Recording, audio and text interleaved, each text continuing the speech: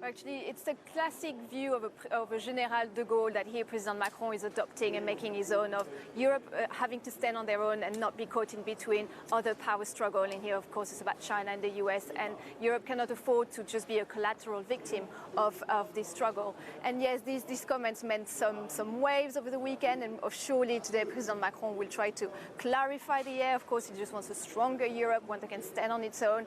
But he also talks about multilateralism, of course, and maintaining multilateralism and keeping these communication routes open between the countries. And President Macron is speaking just a few meters away from us here at this second edition of the Paris Peace Forum. And of course, also a big topic here as part of this multilateralism topic is inclusive growth and how to make the economies work for everyone, in particular the middle classes. And as part of the initiatives that will be presented here today at the forum, there's this Business for Inclusive Growth initiative.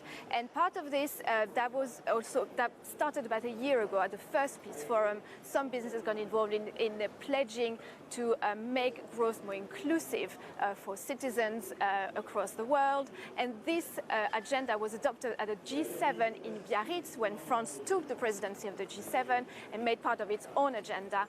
And yesterday was the first board meeting of this Business for Inclusive Growth.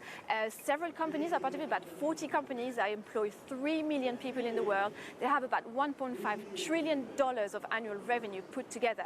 And these companies have Goldman Sachs, Henkel, BASF, IKEA, to just name a few.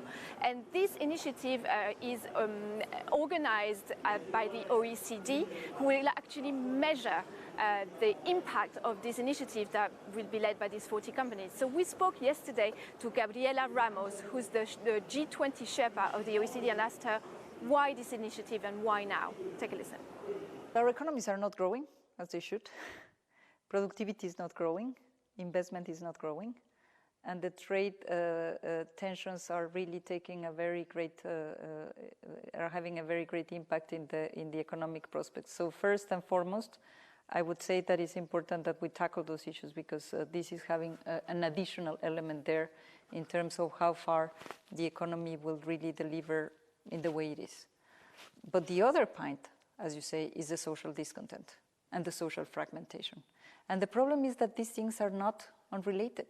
We cannot think about the economy as a compartmentalized issue, and the social is different and the environment is different, because it doesn't work like that.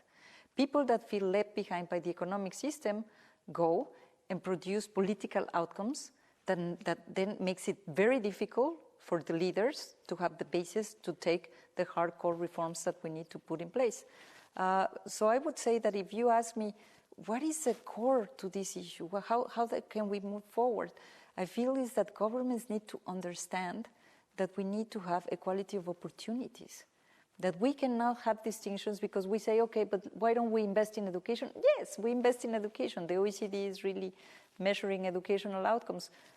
It doesn't matter. Education is not breaking the socioeconomic background of children. And you have then children that receive poor education because they are from poor families, and then they connect poorly into the labor market. So we need to break those vicious cycles, and there is a very strong effort to be done by governments. The problem is that we have in a context of very high political fragmentation everywhere. So it's a challenging stance.